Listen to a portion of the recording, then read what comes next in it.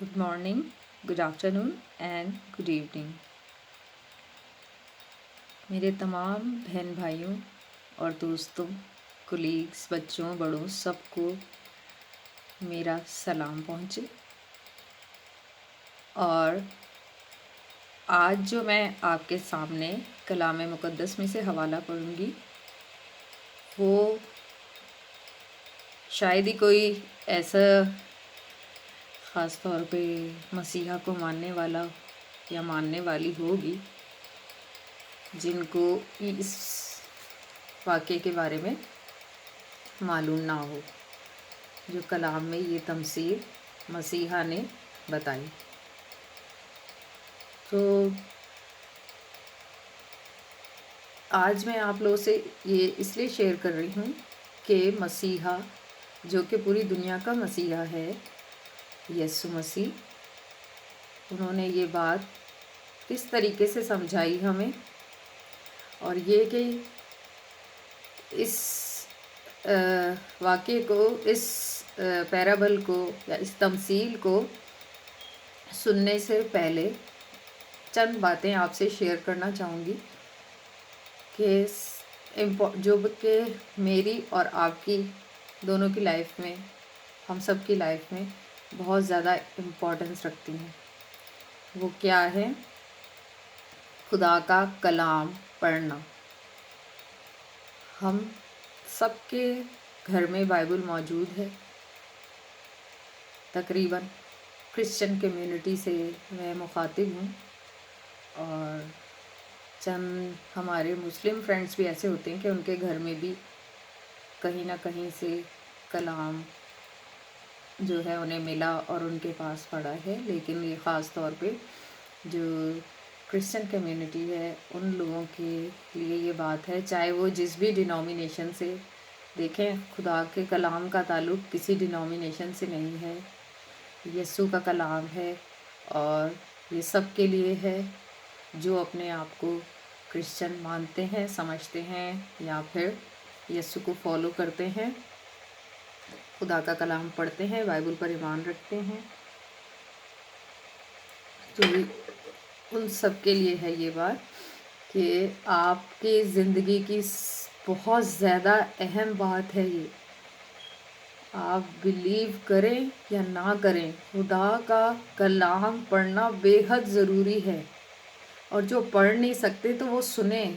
आजकल हर जगह पर जो पढ़े लिखे हैं उनका काम है कि जो नहीं पढ़े लिखे क्रिश्चियन कम्युनिटी, हमारे बहन भाई, मसीही बहन भाई, उनको सुनाएं। तो बहुत ज़रूरी है, क्योंकि बाज़ों का इसमें बहुत अहम बात मैं आपको बताने वाली हूँ। वो ये कि खुदा का कलाम पढ़ने से, जब आप खुदा का कलाम पढ़ते हैं तो खुदा का पाक रूह आपसे बात करना स्टार्ट कर देता है। अगर आपके पास कभी कोई किसी को खुदा के पाक रूह का एक्सपीरियंस नहीं है लाइफ में, तो वो बाइबल पढ़कर देखें।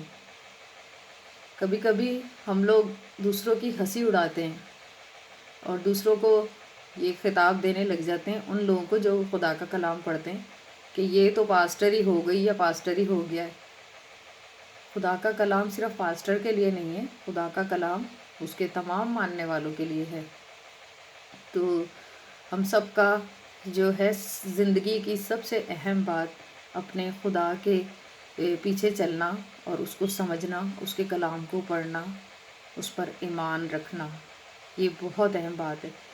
और कुछ लोग जो है यकीन करें कि खुदा का कलाम पढ़ के जो है, बहुत से लोग सिर्फ़ कलाम ही पढ़ते थे और उनको बड़ी से बड़ी बीमारी शिफा पा गए और तसल्ली पा गए। और खुदा के कलाम पढ़ने से दिल में तौबा आती है। ये बहुत इम्पॉर्टेंट बात है।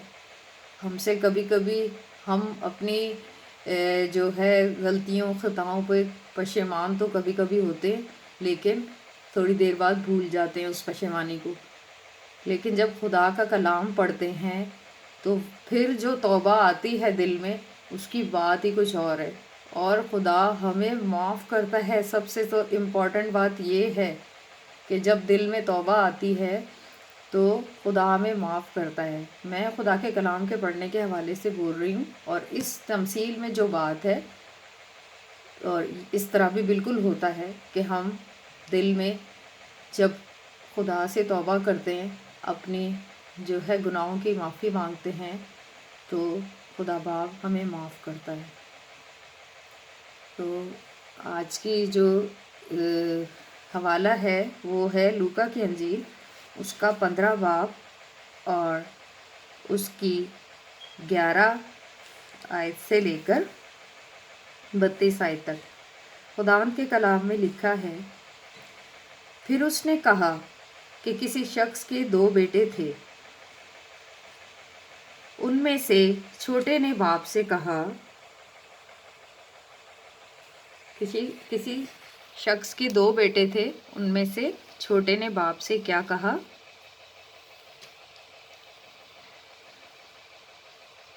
اے باپ، مال کا جو حصہ مجھ کو پہنچتا ہے مجھے دے دے۔ اس نے اپنا مال متاع انہیں بانٹ دیا۔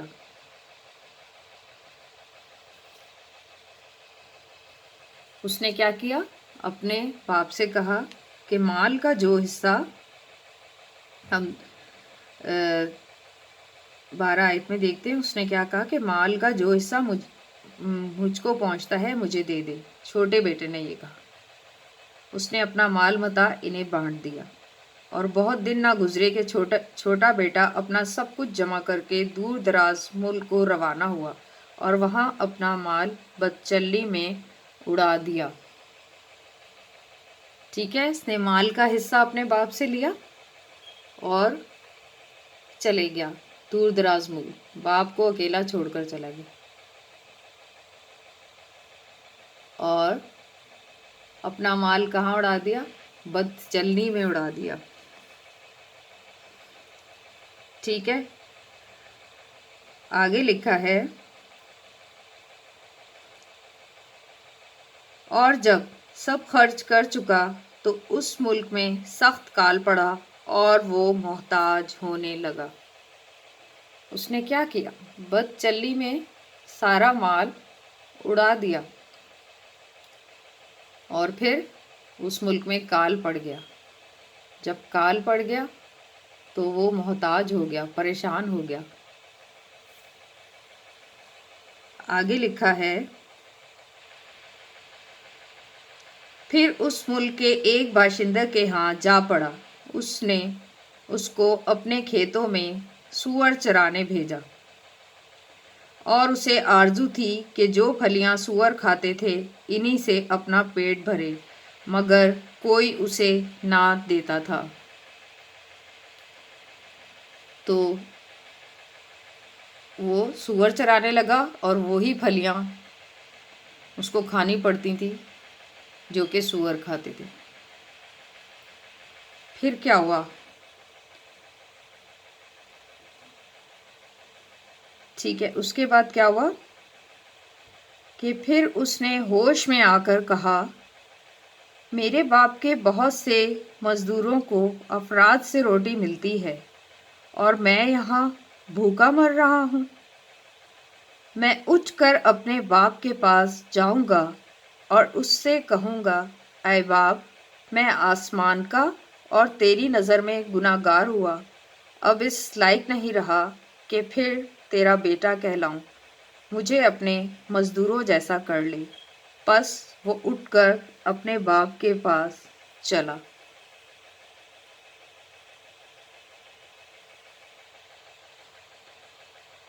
وہ ابھی دور ہی تھا کہ اسے دیکھ کر اس کے باپ کو ترس آیا، اور وہ دوڑ کر اس کو گلے لگا لیا اور چوما۔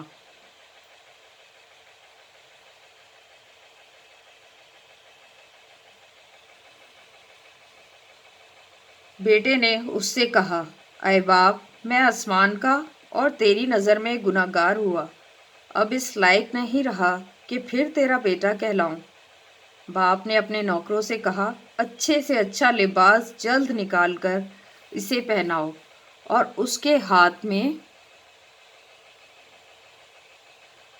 اور اس کے ہاتھ میں انگوٹھی اور پاؤں میں جوتی پہناؤ۔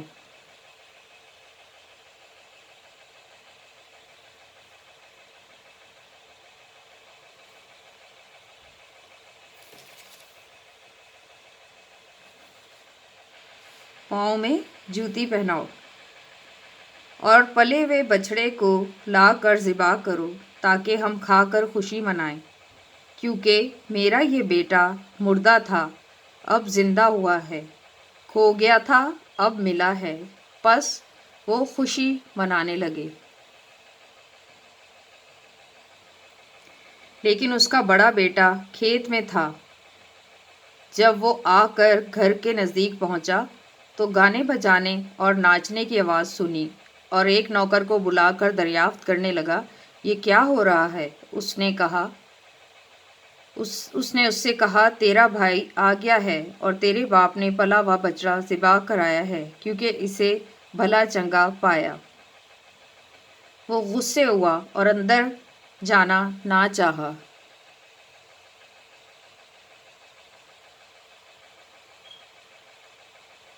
وہ غصے ہوا اور اندر جانا نہ چاہا، مگر اس کا باپ باہر جا کر اسے منانے لگا۔ اس نے اپنے باپ سے جواب میں کہا، دیکھ، اتنے برسوں سے میں تیری خدمت کرتا ہوں اور کبھی تیری حکم عدولی نہیں کی، مگر مجھے تو نے کبھی ایک بکری کا بچہ بھی نہ دیا کہ اپنے دوستوں کے ساتھ خوشی مناتا۔ لیکن جب تیرا یہ بیٹا آیا جس نے تیرا مال متاع کسبیوں میں اڑا دیا، تو اس کے لیے تو نے پلا ہوا بچڑا ذبح کرایا۔ اس نے اس سے کہا، بیٹا، تو ہمیشہ میرے پاس ہے اور جو کچھ میرا ہے وہ تیرا ہی ہے، لیکن خوشی منانا اور شادمان ہونا مناسب تھا، کیونکہ تیرا یہ بھائی مردہ تھا اب زندہ ہوا، کھویا ہوا تھا اب ملا ہے۔ پاک کلام کے پڑھے اور سنے جانے پر خداوند کی برکت ہو، خداوند کا شکر ہو۔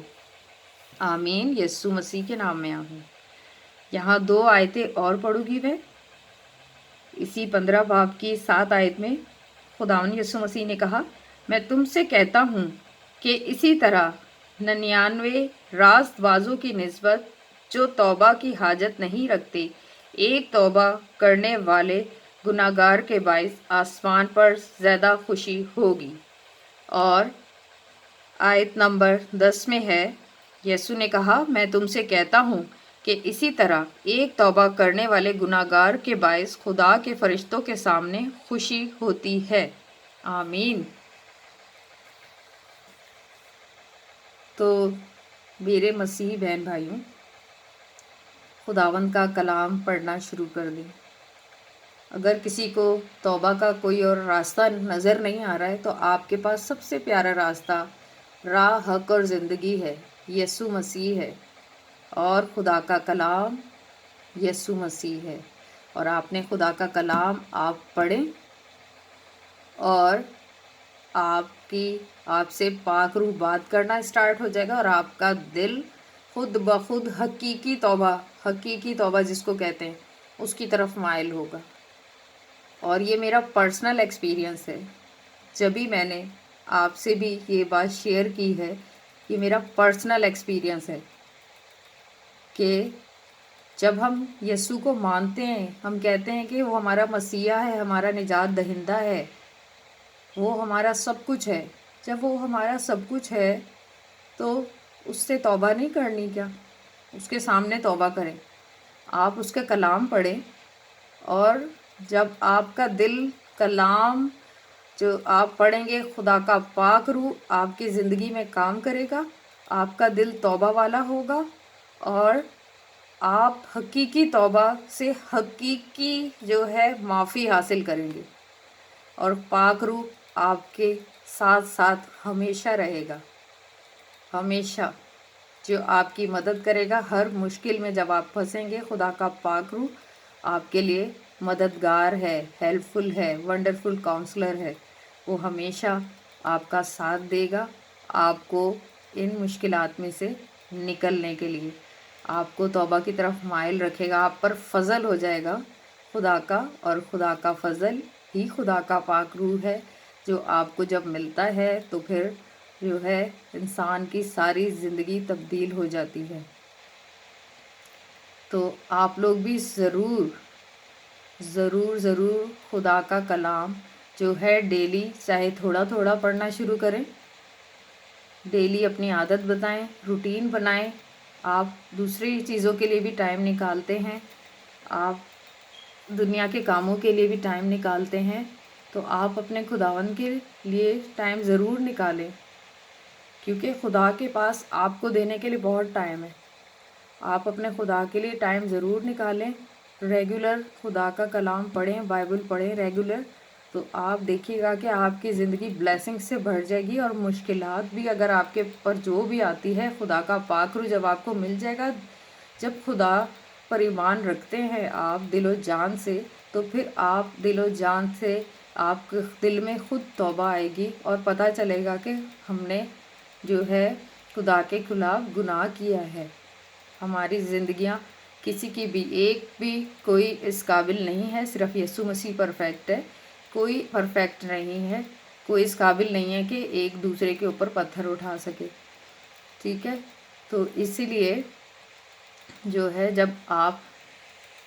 جب کوئی بھی، اس لیے کہ سب نے گناہ کیا اور خدا کے جلال سے محروم ہے، کوئی نیکوکار نہیں، ایک بھی نہیں۔ ہم ایک دوسرے کو نہیں کہہ سکتے کہ میں تو بہت پرفیکٹ ہوں اور تم میں ساری غلطیاں ہیں۔ بے شک خدا ان کے راست باز لوگ ہوتے ہیں، لیکن ہر کسی کی زندگی میں جو ہے گناہ بھی ہوتے ہیں، کیونکہ وہ اس دنیا میں رہتے ہیں۔ تو جب مسیحا سے ملاقات ہوتی ہے تو پریویس سارے گناہ معاف ہو جاتے ہیں، اور پھر مسیحا کیا کہتا ہے؟ اے میرے بیٹے، اے میری بیٹی، اب گناہ نہ کرنا، اور وہ اپنا پاک روح آپ کو دے دیتا ہے، اور جب خدا کا پاک روح آپ کے ساتھ ہوتا ہے تو آپ کو ہر اس غلطی، خطا اور نیگیٹیوٹی، شیطانی اٹیک جو آپ پر دنیاوی اس دنیا میں رہتے ہوئے ہوتے ہیں، اس سے آپ کو پاک روح نکالتا ہے، کیونکہ وہ مددگار ہے اور ہمیشہ ہمارے ساتھ رہنے والا ہے۔ آمین۔ تو ہوپ فلی آپ یہ، چاہے آپ نے جتنی دفعہ بھی یہ سٹوری سنی ہو، لیکن یہ آپ کی زندگی میں بہت اہم کردار انجام دے گی۔ God bless you. خداوند آپ کے ساتھ ہو ہمیشہ ہمیشہ۔ خدا کا پاک روح آپ کی حفاظت کرے، آپ کی رہنمائی کرے۔ آمین۔ یسوع کے نام میں آمین۔